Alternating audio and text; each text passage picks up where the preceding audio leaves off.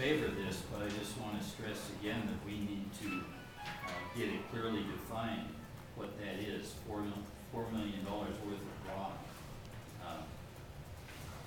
There's an implication that's been made that this would be crushed and ready to be suitable for ballast when we receive that. And I just want to give that.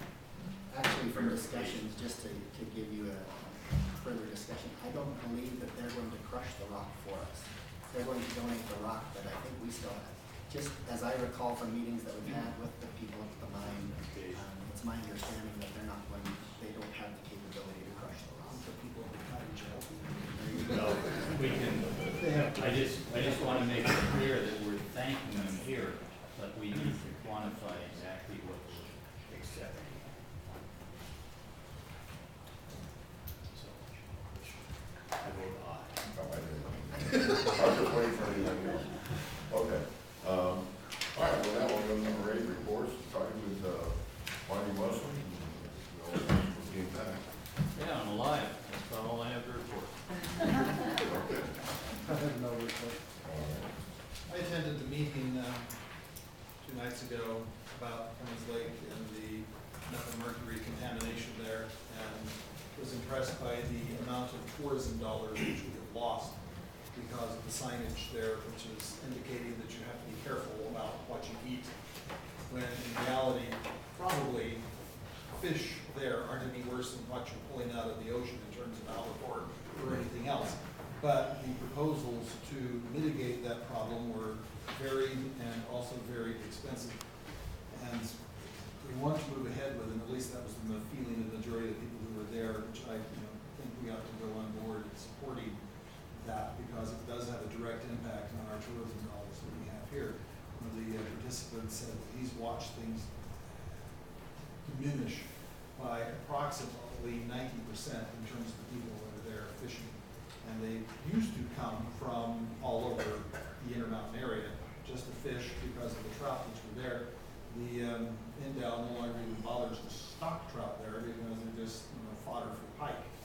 And it was an interesting meeting, but they're hoping to get some kind of a grant or combination of grants to move forward on that. They're questioning whether or not what they do is going to be successful, but if they don't try, they'll never know anyway. So that's a good thing I was up to. Plus, we want to talk about AT&T. So that's during my report. Yeah. This is yours. That was fun. So there we go. I was going to say that I read, I think it was 10 years ago, well, Lake Cummings was the 4th largest fishing lake in Nevada. Yeah. So we'd love to get back there. Fishing lake. Okay, Brandon? I have nothing to say except nice to be here. Okay. And my mayor's report, first of all, let me get this official stuff out of the way. All right, since our last meeting, I approved a special events license for the Great Basin Trails Alliance to use the Broadhead Pond for their annual Fears, Tears, and Beers mountain bike in Durham, June 15th, 2013, and that's some of you remember me all the bike, and they all meet down there. Down there.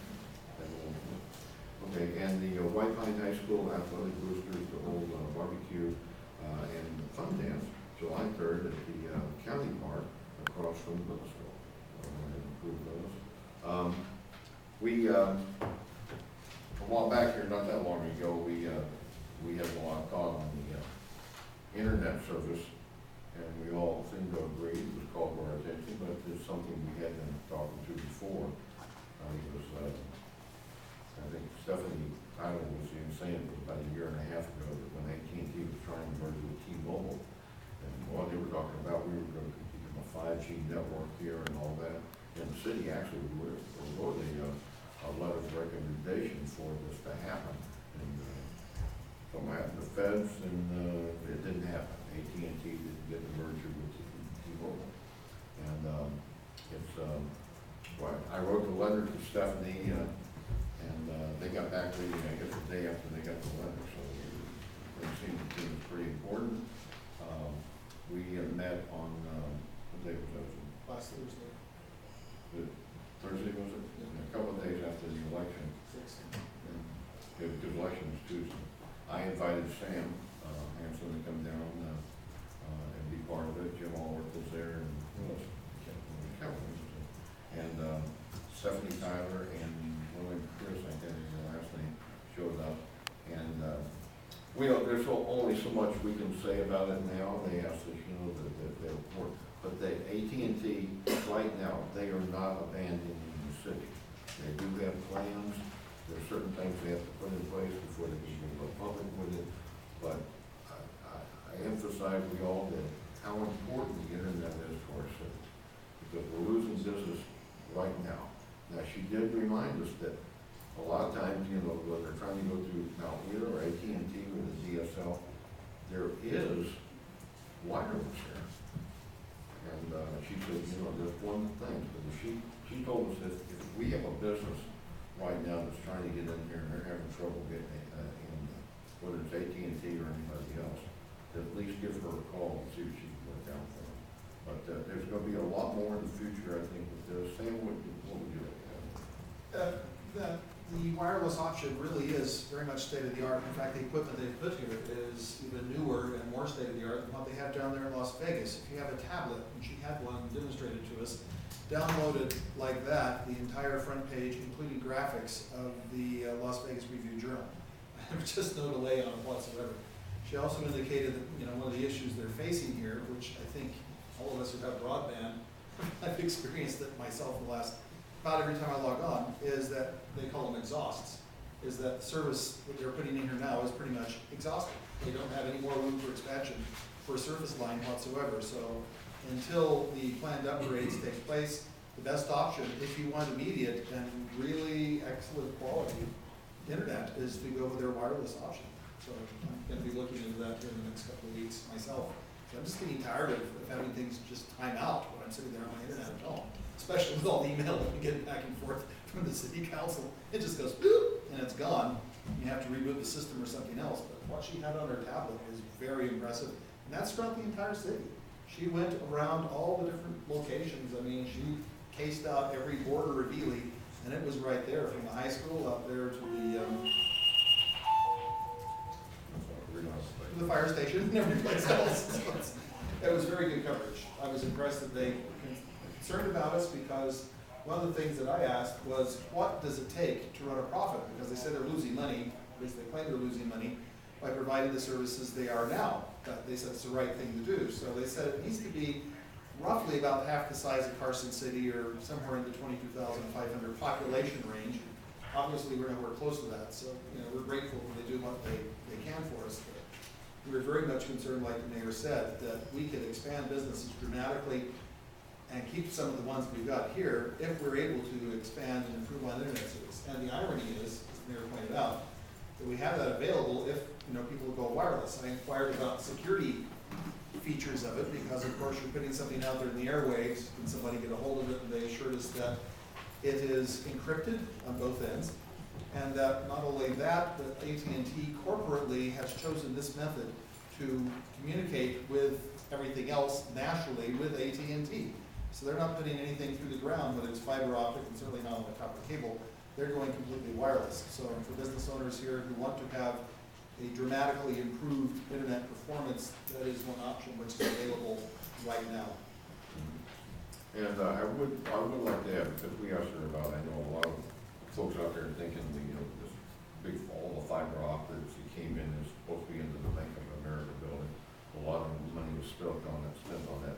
I think that had to be somewhere close to 10 years ago. And a lot of people have the thing, fiber optics here, let's turn it on and use it. She said, first of all, fiber optic, if it's been sitting for 2.5 or 3 years without being used, it's probably worthless. And she said, that technology is 10 years old. Oh, yeah. She said, it's there. A lot of people spend money on it, it's worthless. It really is. The company that put it in, I think, went bankrupt. So when they think, a lot of people sometimes I think, I thought that myself at one time, so I started looking into it. We got all this fiber optics, just go from flip the switch on. It don't work that way. Unless it's lit up, it's useless. Yeah. It's just, if we can take that fiber optic and turn it into gold, I don't know what it was. Next to the color meter. Yeah. So anything else, Jim, or Kevin, did you remember on that meeting, you got that? And, well, let's see, I congratulate all the members, the meeting went well, and I hope, we can all work together in the future. So with that, that's my report, and, I'll move on to number 9, agenda items for the next regular city council meeting, and let the new guys know, if they don't know now, you can, if there's something you want to bring up now, not a discussion, but for Jennifer to put on the next meeting, to find it out, or in the next week or so, before the cutoff date. What is the cutoff date for the next meeting? Well, usually the rule is, give it to me by Tuesday if the next meeting is the following week. You know, I mean, Wednesday's okay, that's usually pushing it. You don't want to wait till the last minute, because she has to put it together, we have to report it at the meeting and all that. Tuesday, Wednesday, next week. And Because you- sometimes we have time where we've got an extra week in between meetings, you know, then you've got a cushion, but normally we've only got a few days after this meeting to get you to. And you can talk to Jim or Jennifer on these things, give them a call, it's not actually all of it, if you have something you want to put on the agenda. So is there anything now that you have that you'd like to? If I put anything at all. Okay. Okay. And with that, we'll, we want to attend public comment, and comments not exceed 3 minutes of length, and so it goes under that meeting law of 8.04. So with that, we'll open it for public comment.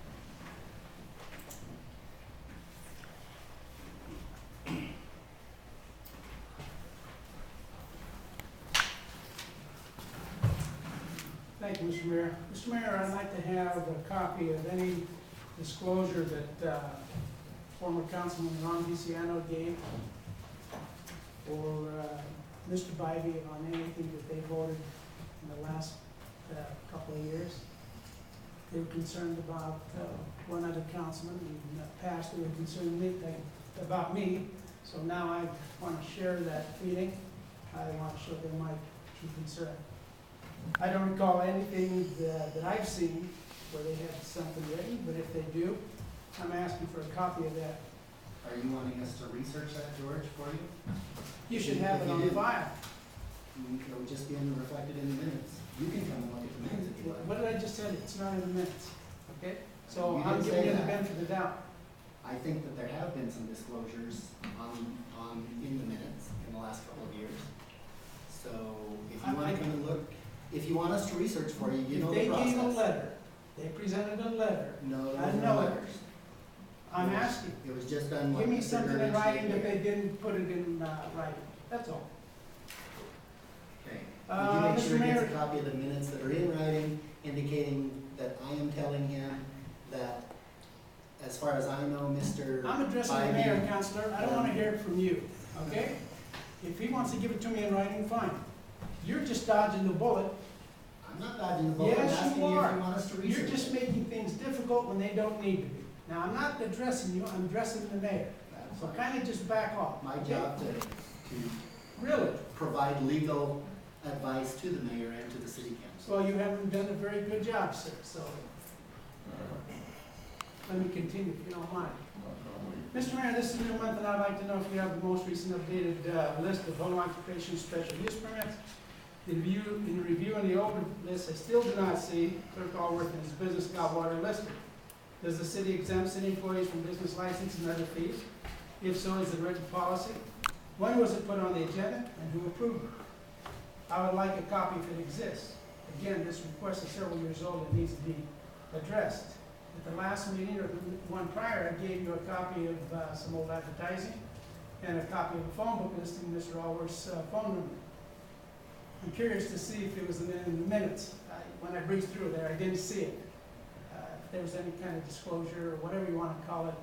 If the minutes are so-called accurate, that should be in there. It was presented at a meeting. I didn't see it, but I'm willing to take another look at it. Mr. Mayor, you need to schedule meetings, different meetings at different times. The other day, there was a meeting of the Water Board at 8 o'clock, a meeting of the County Commission at 9, the planning commission at 10. The water board ran over by by a half hour.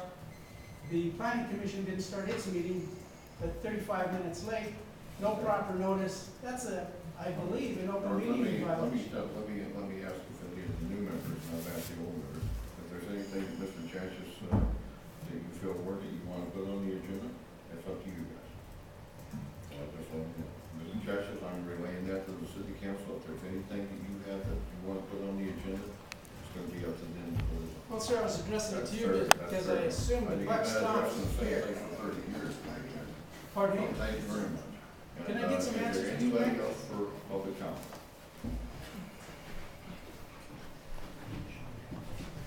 No faster today than I was 3 weeks ago.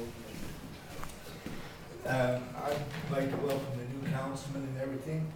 The only comment I got to make today is this: I have been told by more than one city employee that they've been told by the staff not to talk to any councilman to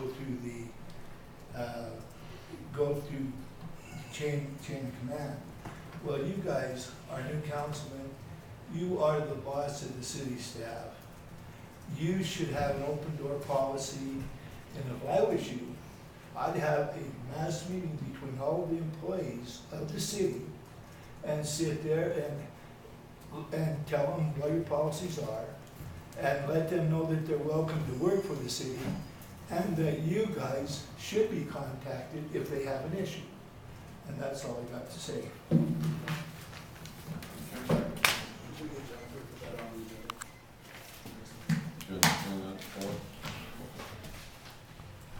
Was that a request for all the employees? Yes. To be here next meeting? No, to discuss having an open meeting with all the employees. As an agenda item, so we can discuss it next time in our meeting, having a meeting with all the employees. It's all 47 before they get going. I've been meeting with each individual supervisor and letting them know that if you got a problem, come see me. Don't worry about stepping on toes, Yeah. tell me how you feel. I plan to do so as well, but I think getting them all together is. Okay. I would suggest that you get a copy of our personnel policy, our personnel handbook, that you look at that to see if there's a problem that an employee has, the process that that employee should follow, because obviously you want the supervisor to try to address it, and if they can address it, then you want to talk to whomever the next step is. But I mean, like in any business organization, you want to be able to resolve the problem before it becomes a big problem. Yeah, well, I think we want to hear what the employees have to tell us. We'll put that in the agenda soon, and we'll discuss it. Okay, anybody else for public comment? Not even moving around, but you're going the wrong way if you want to say something. I have to go to a benefit dinner. Yeah, I have to go to the others, but I bought my ticket. Maybe we can do that meeting at a time where we don't have to take overtime. I think that'd be great. It's one of the things we can discuss as an Right. agenda item, so it's. Okay, if there's no other public comment, we'll move on. And we got number 11, the mayor recess.